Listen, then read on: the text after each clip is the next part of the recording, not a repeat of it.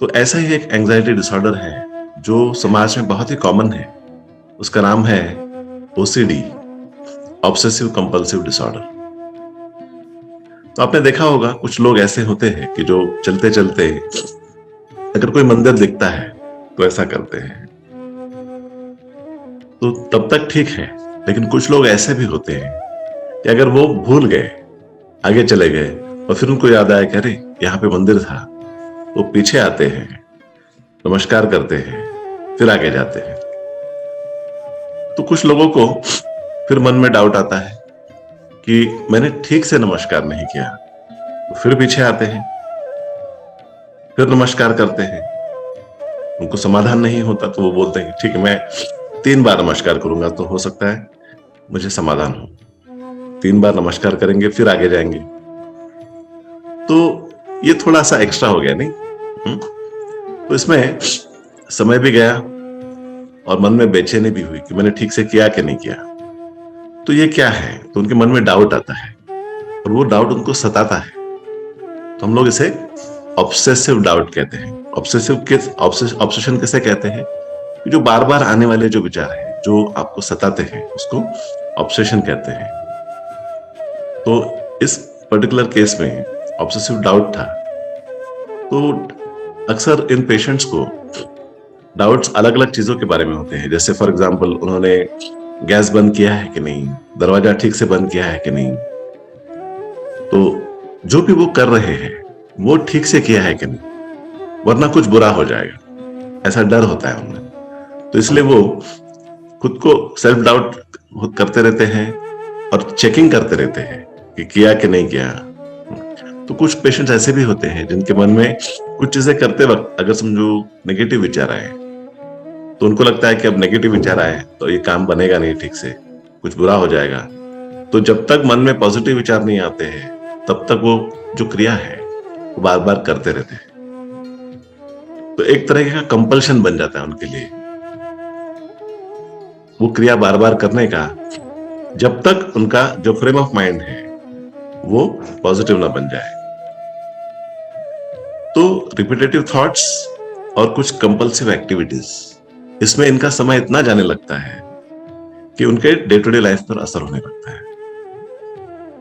तो कुछ लोगों को जो रिपीटेटिव थॉट्स आते हैं तो वो भगवान के बारे में भी आते हैं। जैसे प्रे करने के लिए जब वो जाते हैं, उस समय पे अगर उनके मन में कुछ बुरे विचार आए तो उनको लगता है कि भगवान नाराज हो जाएंगे, या उनको गिल्ट लगने लगता है कि ऐसे विचार आए कैसे मेरे मन में। तो उनको हमेशा वो डर लगा रहता है कि जब भी मैं प्रे करने जाऊंगा तो बुरे विचार नहीं आने चाहिए, और इसी डर की वजह से वो बुरे विचार आते ही हैं। तो फिर गिल्ट लगने लगता है। तो कभी कभी किसी के मन में बुरे विचार आते हैं कि भगवान को मैं कहीं कुछ बोल ना दूं, कहीं कुछ गाली ना दे दूं, या कभी कभी उनको भगवान के बारे में कुछ इमेजेस दिखाई देने लग जाते हैं। जैसे भगवान को वो सेक्सुअल थॉट्स, भगवान के बारे में सेक्सुअल थॉट्स आने लगते हैं, सेक्सुअल इमेजेस आने लगते हैं, और उनको और भी गिल्ट लगता है, और भी डर लगने लगता है कि अरे अब तो मुझे पाप लगेगा। तो कभी कभी ये पाप और पुण्य के चक्कर में भी वो फंस जाते हैं, सही और गलत के चक्कर में वो फंस जाते हैं। उसमें इतना उनका समय जाता है, तो जब तक उनका समाधान नहीं होता है, वो जो कंफ्यूजन है उनके माइंड में, वो जब तक क्लियर नहीं होता है तब तक वो आगे के काम नहीं कर पाते हैं। तो ये जो सेक्सुअल ऑब्सेशंस जो होते हैं वो कभी कभी भगवान के बारे में होते हैं, कभी कभी आसपास के लोगों के बारे में होते हैं। तो उसकी वजह से उनको बहुत ही गिल्ट और शेमफुल फीलिंग्स आने लगते हैं।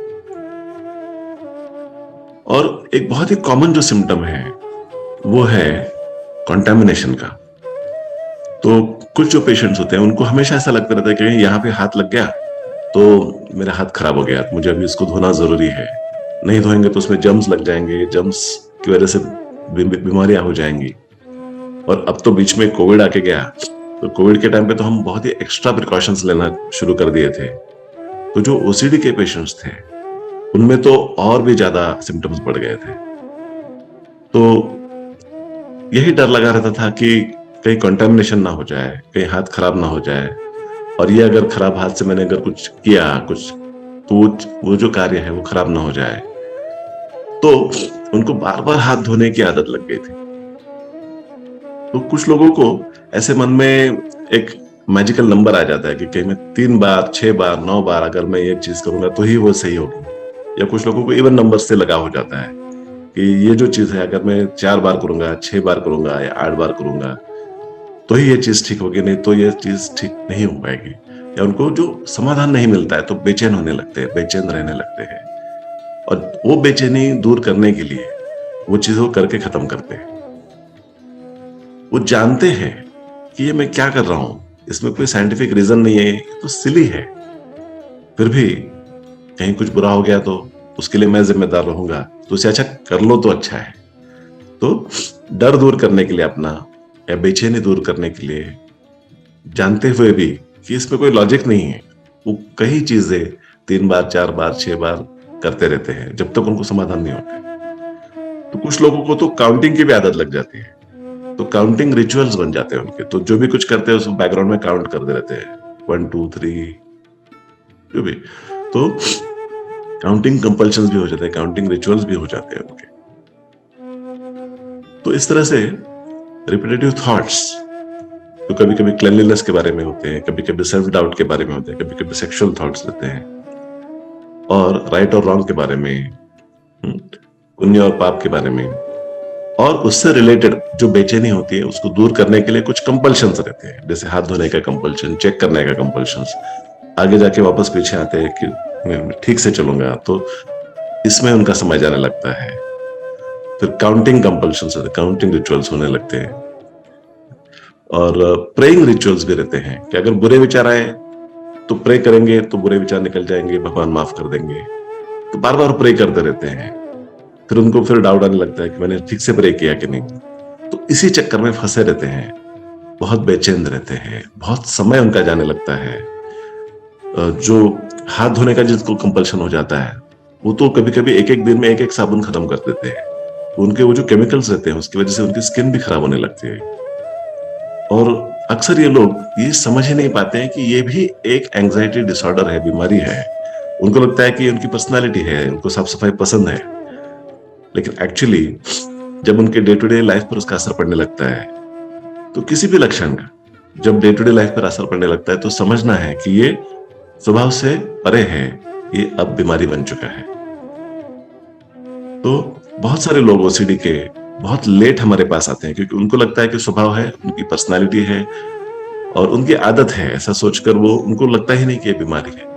तो ऑन एन एवरेज 4 से 6 साल लेट आते हैं लोग ट्रीटमेंट के लिए, और उनकी क्वालिटी ऑफ लाइफ सफर होते रहती है।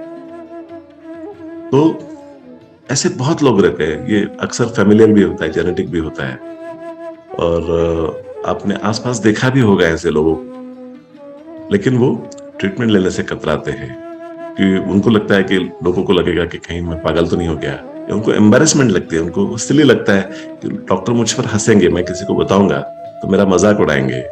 तो इस डर से भी वो मदद लेना टालते रहते हैं।